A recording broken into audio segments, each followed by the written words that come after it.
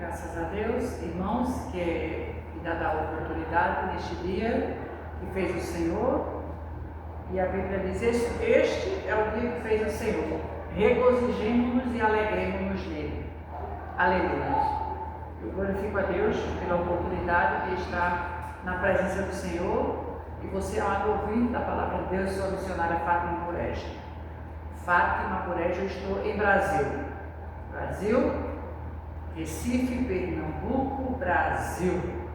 Eu estou no Nordeste, região Nordeste do Brasil, falando de Deus para o teu coração, levando uma mensagem de encorajamento, uma mensagem de paz, uma mensagem de reflexão para a tua alma. Nós estamos em nome de Jesus. Antes de tudo, nós já louvamos, nós já oramos, estamos no círculo de oração. Este é o momento da palavra, a palavra de Deus, a palavra infalível, inerrante, a palavra digna de toda a aceitação, a espada viva e eficaz, mais penetrante do que uma espada de dois gumes. E a Bíblia diz que essa palavra ela é apta para discernir entre os pensamentos e as intenções do coração. Nós estamos falando de Deus, nós estamos falando de Jesus Cristo, nós estamos preocupados com a tua alma, mas não tem outro viés, a não ser a tua alma. Temos o intuito, alcançar o âmago, o néctar da tua existência, porque Deus tem algo maravilhoso para fazer na tua vida, como Ele fez na nossa. Vamos louvar, antes de qualquer coisa, vamos louvar. Jesus olhou para mim e com sua meiga voz me disse: não temas, eu estou contigo, eu sou o teu amigo, sou o teu protetor. Senti-me tão seguro, livrou a minha alma da angústia e da dor. Por isto hoje eu canto louvor ao meu Senhor,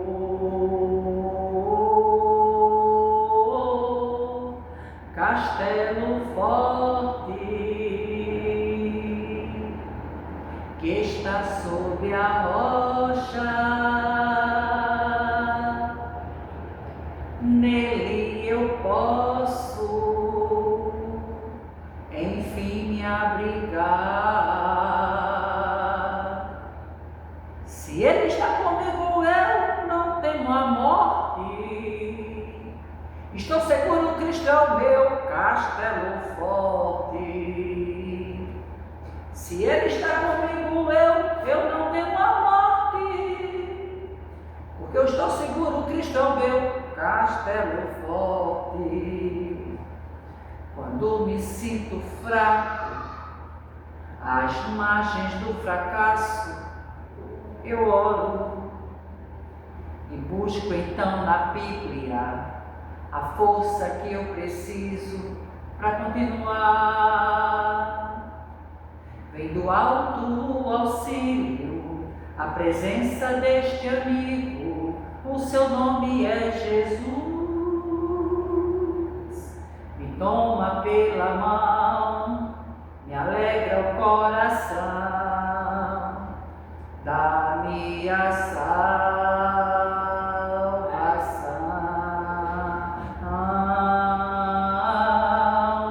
castelo forte que está sobre a rocha, nele eu posso enfim me abrigar. Se Ele está comigo, eu não temo a morte. Eu estou seguro, Cristo é o meu castelo forte.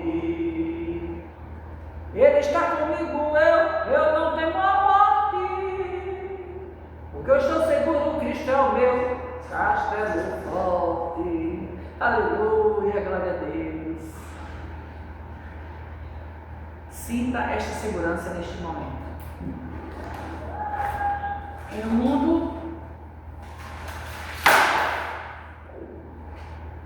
mundo de tantas incertezas, de tantos questionamentos, tenha a convicção: Cristo é o teu castelo forte, é o meu castelo forte. Ele é o nosso castelo forte, que está sobre a rocha, e nele nós podemos confiar. Tá? Vamos pregar hoje, irmãos, acerca... Caiu aqui, pastor, pega aqui para mim, por favor. Nós vamos pregar, aqui esse livrinho, por favor, acerca em Eclesiastes, no capítulo 4, Eclesiastes, capítulo 4, nós vamos falar sobre o consolo e a vaidade da vida. Consolo e a vaidade da vida. Eu espero em Deus, eu espero sinceramente que você seja alcançado por esta pregação, que você seja alcançado por esta palavra. Eu espero sinceramente que Deus fale com você através dessa palavra, que a sua alma seja alcançada pela palavra de Deus neste momento. Vamos lá, Eclesiastes no capítulo 4.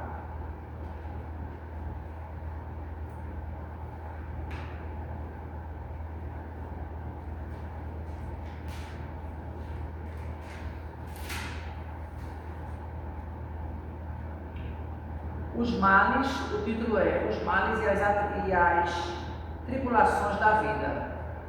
Mas não é uma pregação que vai te deixar para baixo, vai te deixar reflexivo, reflexiva, vai te fazer pensar um pouco mais. Eu gosto disso, não é? Tem massa cinzenta aí, né? Vamos pensar, vamos viver, vamos considerar a fragilidade da vida, a efemeridade da vida, a alegria, o privilégio, né? Desta nossa estadia, e nesta estadia procurar observar muitas coisas que Salomão observou. Ele disse: depois eu voltei e me atentei para todas as opressões que se fazem debaixo do sol. E eis que eu vi as lágrimas dos que foram oprimidos e dos que não têm consolador. E a força estava na banda dos seus opressores, mas eles não tinham nenhum consolador. Pelo que eu louvei até os que já morreram, mais do que os que vivem ainda. E melhor que uns e outros é aquele que ainda não é, que não viu as más obras que se fazem debaixo do sol. Eu também vi que todo o trabalho e toda a destreza das obras trazem ao homem a inveja do seu próximo. Também isso é vaidade e aflição de espírito. O tolo cruza as mãos e come a sua própria carne. Melhor é uma mão cheia com descanso do que ambas as mãos cheias com trabalho e aflição de espírito. Outra vez eu me voltei e eu vi vaidade debaixo do sol. Há um que não tem segundo, ele é sozinho, não tem um segundo. Sim, ele não tem filho, não tem irmã, e contudo, de todo o seu trabalho não há fim, nem os seus olhos se fartam das riquezas. E não diz: para quem trabalho eu, privando a minha alma do bem? Também isso é vaidade e enfadonha ocupação. Melhor é serem dois do que um, porque tem melhor paga pelo seu trabalho. Porque se um cair, o outro levanta o seu companheiro. Mas ai do que estiver só, pois caindo não haverá quem o levante. E também, se dois dormirem juntos, eles se aquentarão. Mas um só, como se aquentará? E se alguém quiser prevalecer contra um, os dois lhe resistirão. E o cordão de 3 dobras não se quebra tão depressa. Melhor é o jovem pobre e sábio do que alguém velho e insensato, que não se deixa mais admoestar. Porque um sai do cárcere para reinar, sim, um que nasceu pobre no seu reino. Eu vi todos os viventes andarem debaixo do sol com o jovem, o sucessor que ficará no seu lugar.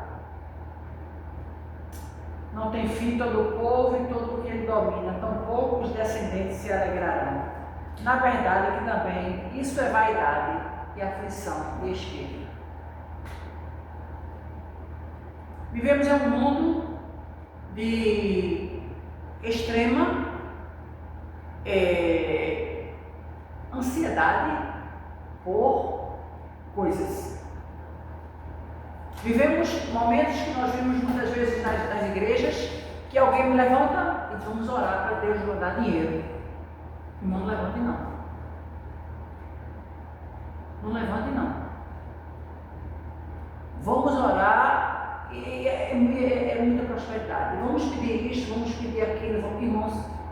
A Bíblia diz que o Senhor sabe tudo, sabe todas as nossas necessidades e Ele faz conforme a vontade dEle. Mas vamos aqui para o versículo.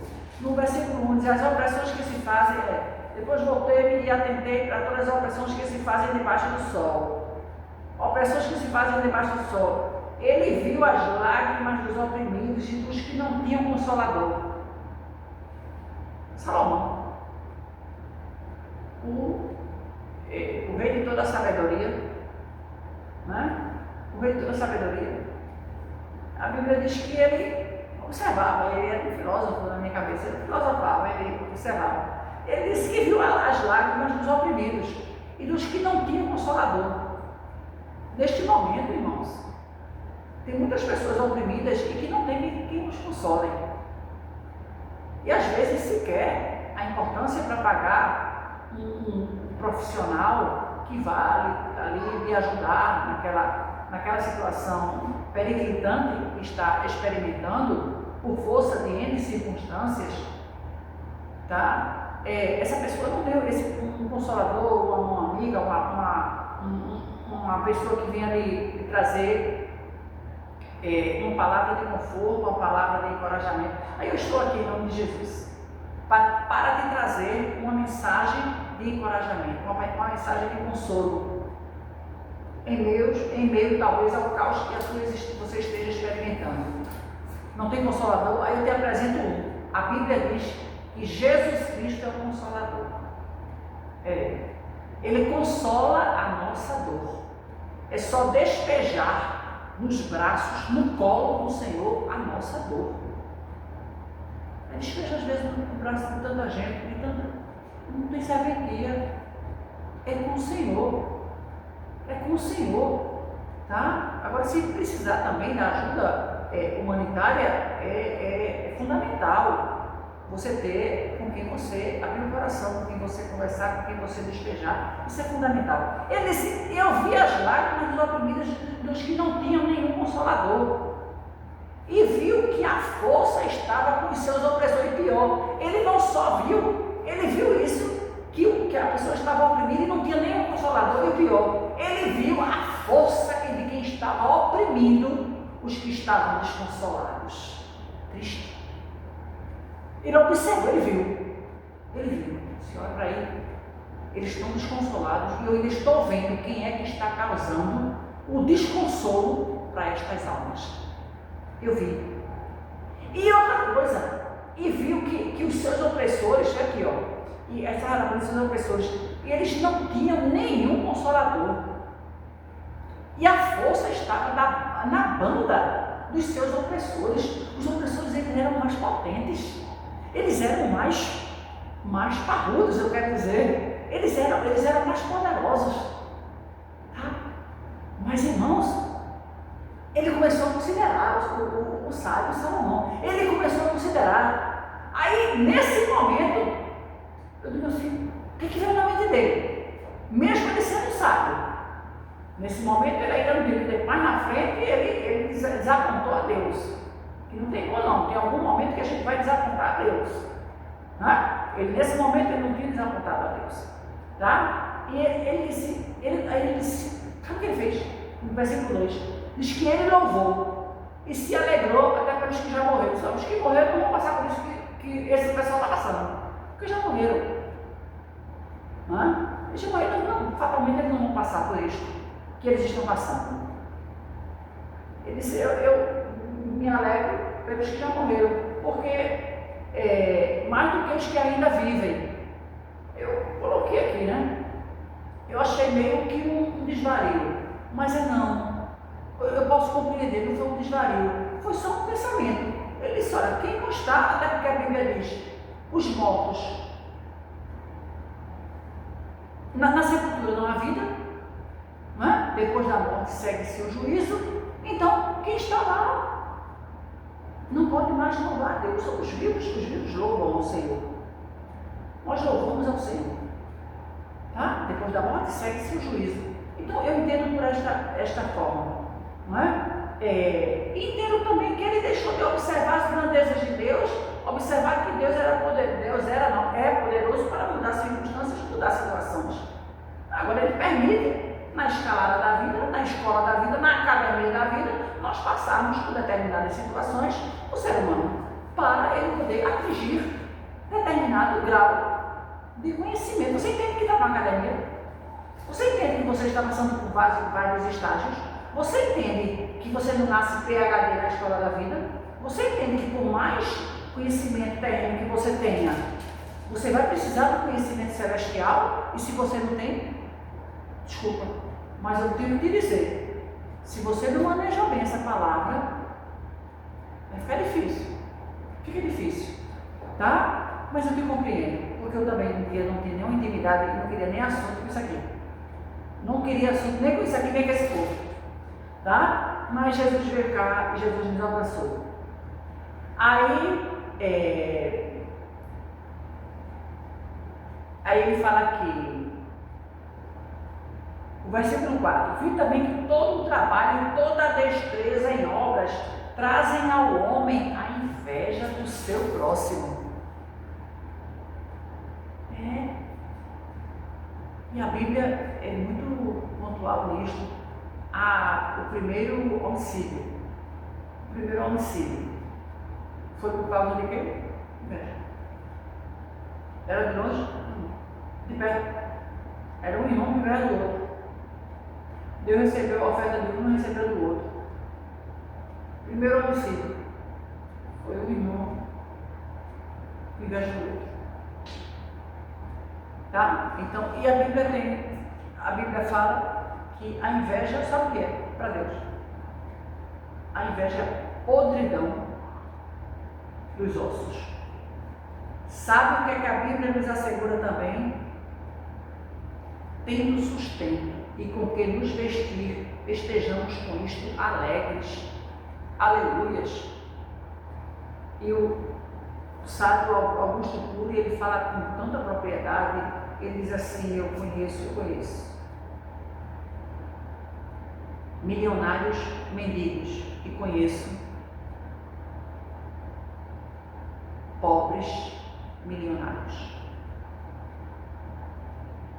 Ele conhece. Tá? Mas não quer dizer que você ter fruto do seu trabalho, você ter uma bênção, irmãos. É uma maravilha você poder ser um ombro amigo, você poder, é uma maravilha. Agora não coloque seu coração, a gente vai falar nisso, não coloque nessas coisas, nessa vaidade e a aflição do Espírito. Eu vi também que todo o trabalho de destreza que fazem, as obras que o homem faz, traz a inveja do seu próximo. Pare com isso. Pare com isto. Isto é feio. Isto é feio. Tá? É um sentimento devastador.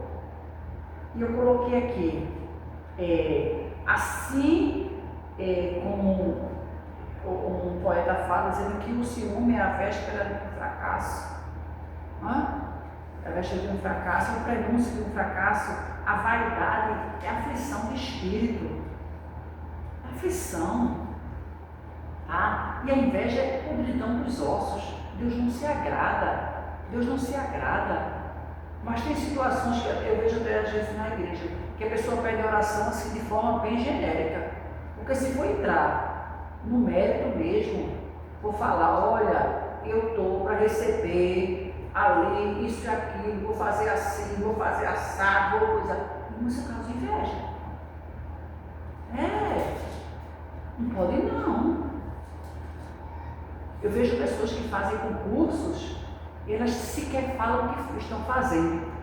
Depois que passam, que já estão empossadas, por que a gente vai tomar esse conhecimento? Por quê? Por quê? Não porque se falar, ou fica uma coisa horrível, né? Não, irmãos, não convém que assim seja. Tá? Aí diz assim, aí no versículo 5 diz que o tolo cruza as suas mãos e come da sua própria carne. O tolo, ele cruza as mãos e diz, arregaça as mangas assim, para trabalhar. Vá trabalhar. Trabalhe, produza. Produza. E coma do bem do seu próprio trabalho. Mas com critério. Com aquele momento em que a própria Bíblia diz que o Senhor Deus, eu gosto muito disso, o Senhor Deus, Ele criou o mundo em 7 dias, em 6 dias, e no 7 Ele descansou. Será? Estamos aqui, Ele sendo Deus, Ele precisava de uma folguinha? Não, mas foi para deixar um exemplo para a gente, que o descanso é fundamental. O descanso é fundamental. Máquinas não somos. Einstein fala, homens sois e não máquinas. Tá? Aí ele vem no versículo 6 dizendo assim, melhor é uma mão cheia com descanso, uma mão cheia, mas estou com descanso, do que ambas as mãos cheias com trabalho e aflição de espírito. Cuidado com isto. Cuidado. Às vezes a pessoa tem 3 empregos, são 3 plantões. É isso. São 3 plantões. Vai ter um momento que isso não vai dar bem. Vai com calma, vai no seu ritmo, vai na sua cadência, um pouco, e o Senhor vai te ajudando. Né? Até pela tua saúde mental, até pela tua qualidade de vida, até por tudo. Não é nenhum pecado alguém ligar para você. Porque ele não entendeu, eu liguei para você 9 horas da manhã. Tá, porque eu trabalhei até tarde, aí naturalmente eu dormi, acordei um pouco mais tarde. Não é nenhum pecado, não se culpe por isso. É bom, tá? Mas o tolo fica assim, só aguardando. Tolo, aí estou aqui, não trabalho, não produzo, não acordo cedo. A Bíblia diz que vai ter com a formiga, preguiçoso. Diz que nós temos que trabalhar, temos que lutar. Né? Deixa de estar com o olho na grama do vizinho. O vizinho tem, glória a Deus, ele trabalhou honestamente, ele tem lá. Glória a Deus. Tá? Mas olhe para a sua grama, e se é que tem grama. Tá? Olhe pelo trabalho, pela ordem da sua casa e vive com o progresso alheio. Aplauda as pessoas, elogie as pessoas, vibre com as pessoas que têm condições, vibre, e você viva na sua humildade, mas com felicidade, é o que temos, e felizes, tá? Felizes, não quer dizer que a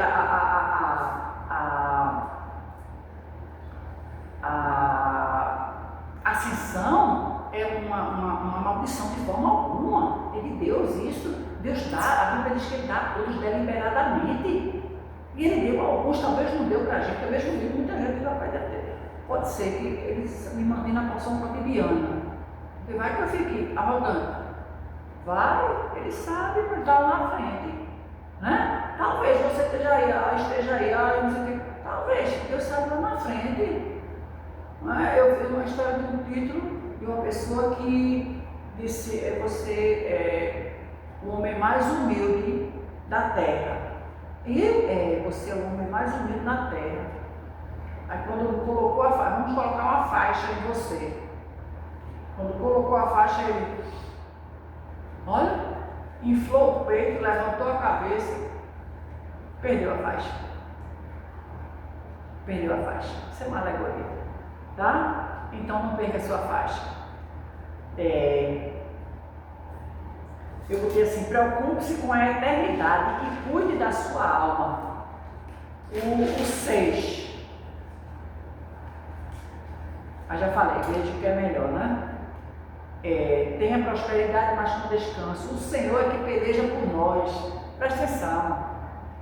Aqui é um pouquinho, a Bíblia diz, porque aqui é um pouquinho de tempo. E o que há de vir virá e não tardará.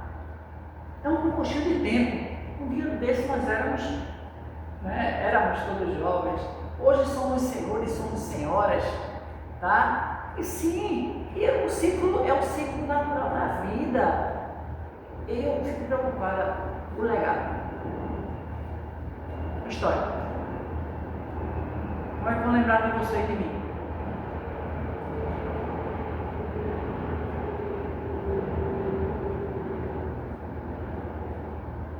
O legado. A história. A conduta. A alegria. A mão amiga. Isso é que importa. Isso é que importa. A nossa riqueza é celestial. Não quer dizer que se você tiver riqueza aqui é uma bênção. E abençoe as pessoas que têm. E agradeça. Agradeça. Eternamente. Várias vezes, inclusive. Agradeça. Tá? Aí o versículo 7 diz assim: outra vez voltei e vi vaidade debaixo do sol. Ele volta a considerar, ele não para. Ele volta a filosofar, ele volta a considerar. Ele volta a considerar. Né? E o versículo 8 ele fala sobre o que é sozinho, mas ele vive como um hamster. É sozinho, a pessoa é sozinha. Ou seja, é solteiro ou solteira. Não casou, não tem filhos, não tem despesas absurdas. Tem, está ali amontoando. Sabe o que ele diz? Há um que é só e não tem segundo, ou seja, não tem outra segunda pessoa. Ele não tem mulher, eu já falei, tá? Sim, ele não tem filho, não tem irmã, ó, sozinho mesmo. Não tem filho, não tem irmã e contudo, todo o seu trabalho não há fim, nem os seus olhos se fartam de riquezas. E ele não diz: para quem trabalho eu? Privando a minha alma do bem. Também isso é vaidade e enfadonha ocupação. Tem que pensar: peraí, eu estou me acabando agora. Para quê? Não tenho mulher, não tenho filho, eu não tenho. Às vezes, irmãos, até pela lei jurídica, quando a pessoa não tem nenhum herdeiro, não tem, sabe, vai para o governo. Os bens daquela pessoa vai todo para o governo. Vai ter que ter um dono. Vai para o governo. E a pessoa fica ali naquela corrida, naquela coisa. Não tem nem para quem deixar. Não tem, vai deixar. Tem que ter uma saída. Vai para o governo.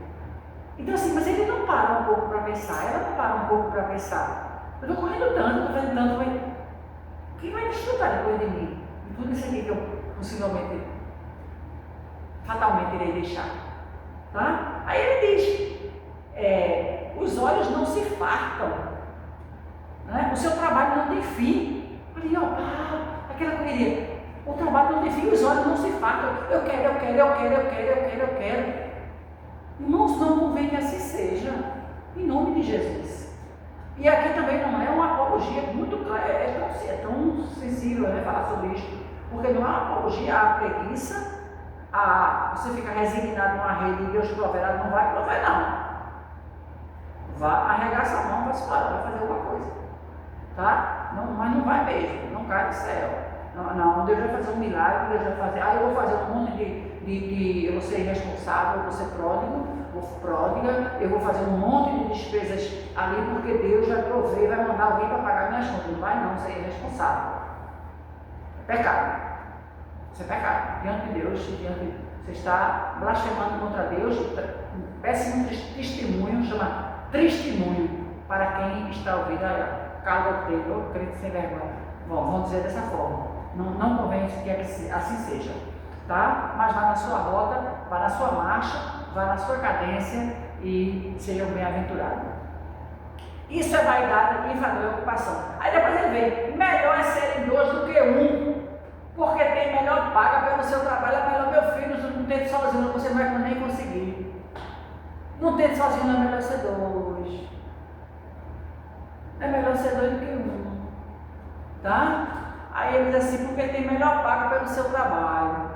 É melhor serem dois do que um. É muito ruim, é impossível ser feliz sozinho. Porque se um cair, o outro levanta o seu companheiro. Um caiu, o outro levanta o companheiro. Mas ai de quem estiver só, porque caindo não haverá quem o levante. E agora tem uma história aí, né, das pessoas, eu só, e tem muitas pessoas pregando assim, né, orientando, eu só ligado. O mistério de viver só, a maravilha de viver só, inclusive tem uma história aí de viver só depois dos 60. Eu quero viver só e tal. Não, irmãos, é antibíblico isso. Eu estou falando pela minha fé, pela minha convicção. É antibíblico.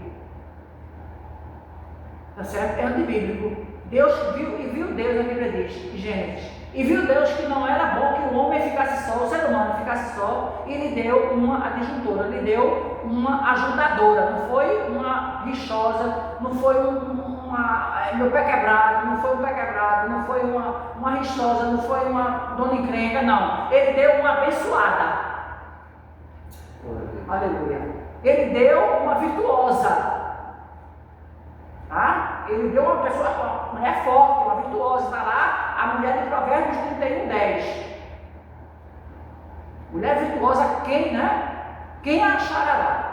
O seu valor muito excede o de rubins. É mais valorosa, quer dizer, aquela mulher é mais valorosa do que um rubim, do que uma pedra preciosa, do que um ornamento de valor. Tá? Aí, é isso que Deus deu para o homem. E dá para a gente também. Deus não vai dar para a gente qualquer coisa. Deus só dá coisa boa. Ele tem coisa boa. Tá certo? Pois carinho não haverá quem levante. Então, para com essa história. Só é muito ruim. É muito ruim. Tá certo? É muito ruim. Então, esse discurso aí, desculpa quem pensa diferente, a gente respeita, mas esse discurso está fora do contexto da minha crença. Você respeita a minha, respeita a sua. Fora da minha crença, que a Bíblia diz que é melhor serem dois do que um. Tá? Viu Deus que não era bom que ninguém ficasse só. Ele deu um companheiro, uma companheira, um amigo. Tem grandes momentos, grande amigo, grandes amigos, grandes amores, eternamente. Também, se os dois dormirem juntos, eles se aquentarão. Mais um só, como se aquentará? Os dois, um esquenta o outro. É maravilhoso. Tá? Mais um só, como é que vai se esquentar? Esquentar não. É um. Tá? E se alguém quiser prevalecer contra um, os dois lhe resistirão. É contra um? Não, mas a Bíblia diz que os dois são um. Então, se vem resistir contra um, os dois caem em cima. É lindo isso, é de Deus, tá? É Bíblia. É Bíblia. E o cordão de 3 dobras não se quebra tão depressa. Aleluia. Reforçado. As coisas de Deus são reforçadas. São coisas boas. Valorize a família. Valorize o seu matrimônio. Valorize quem está com você. Quem esteve com você em todos os momentos. Naquele momento de angústia, naquele momento de tristeza, naquele momento das vacas magras que a gente fala lá de Gênesis 37, a partir do 37 em diante, tá certo? Então, valorize quem esteve com você, valorize quem lhe deu a mão, nunca esqueça, seja eternamente grato, eternamente grata, tá? Nunca esqueça e prossiga a sua vida. Evolua, cresça, leia a Bíblia. Tome conselhos, agora cuidado com quem você está tomando conselhos. Cuidado com quem toma conselhos. Cuidado. A gente tem que ter muito cuidado. Não seja sábio aos seus próprios olhos.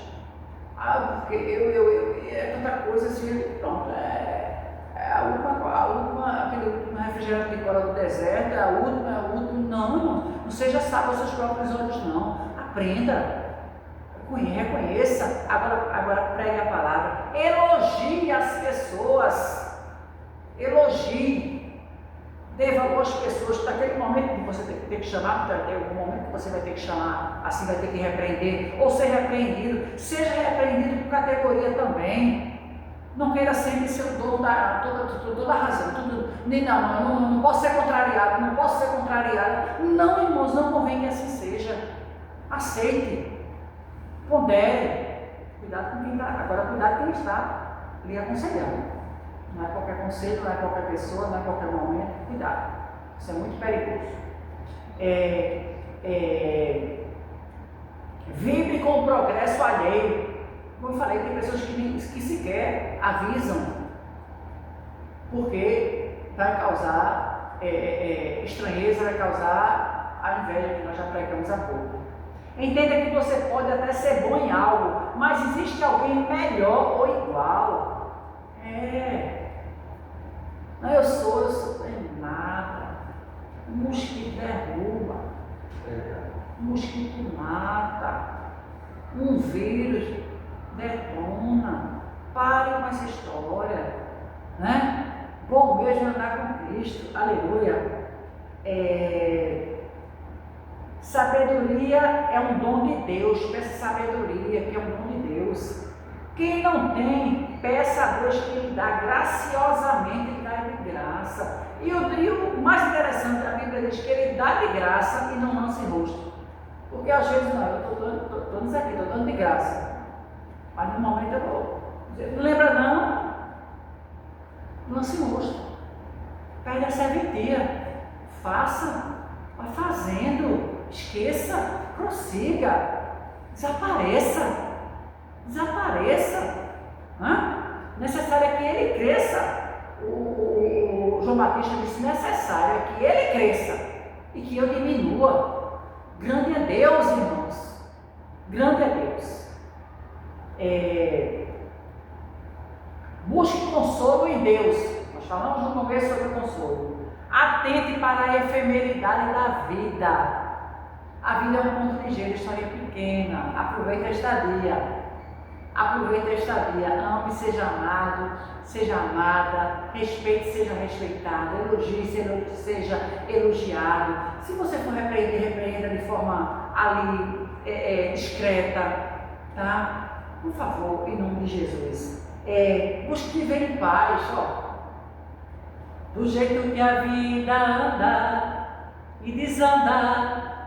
O importante é viver em paz com Deus, do jeito que o mundo vive, se é que vive. O importante é viver em paz com Deus, aleluia. Não adianta esperar por dias melhores que possam vir. Não adianta esperar, irmãos, porque é bíblico. Diz que os dias vão ser o amor de muitos, final do tempo que nós estamos vivendo, final dos tempos, o amor de muitos esfriará. Mas o que deve prevalecer no nosso coração, eu estou aqui em nome de Jesus para dizer, é o amor, aleluia. Que haja amor na tua vida, que haja amor na minha vida, que haja amor na nossa alma, que haja misericórdia. Olhe com um olhar de bondade, olhe com um olhar de misericórdia. É amor. Agora sem nenhum interesse ali obscuro, sem nenhum interesse implícito. Perde a serventia.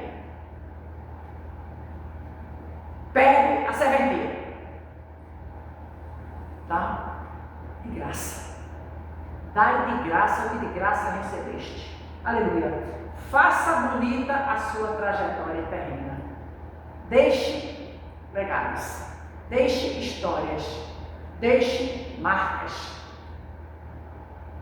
Como eu conheço muitas pessoas, né, que deixaram legado brilhante, muitas pessoas notáveis, outras nem notáveis, mas são notáveis para o meu coração. Notáveis para o meu coração. Era uma joia preciosa. Era uma joia preciosa. Eternamente lembrada pelo seu legado. Então tá aí, irmãos. Faça bonita a sua trajetória terrena. E nas orações, quando nós formos orar, quando você for orar também, lembre-se disto.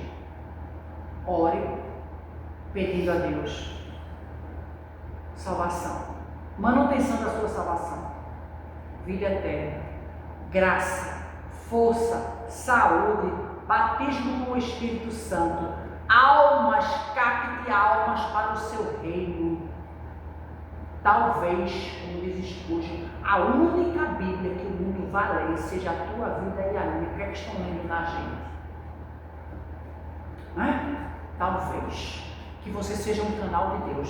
E tem aqui um trecho, eu vou ler um livro do texto do Max Lucado, e eu marquei aqui, eu gostaria de ler sobre isto. Na página 65 ele fala: eu escolho a mansidão. Nada é conquistado pela força. Nada. É pela força? Não vai não vai. É pela graça. É pela misericórdia. É pelo milagre, é pela fé. Eu escolho ser manso de coração. Se eu levantar a voz, que seja apenas em adoração a Deus. Se eu fechar os punhos, será apenas em oração. Se eu fizer uma exigência, será apenas para mim mesmo. Eu vou ser exigente comigo mesmo. Eu escolho o domínio próprio. Eu sou um ser espiritual. Depois que este corpo morrer, o meu espírito subirá. Eu recuso-me a aceitar que aquilo que vai se deteriorar domine o que é eterno. Eu me recuso a aceitar que aquilo que vai se deteriorar domine o que é eterno. Entendeu? A tua alma é eterna, a minha alma é eterna. Nós temos o maior tesouro na nossa vida, que é a eternidade com Cristo. Nós te falamos acerca disto e o escritor fala: eu me recuso a priorizar as coisas terrenas ante as espirituais, as eternas. Deus te abençoe e eu te abençoo em nome de Jesus. Por isso espero.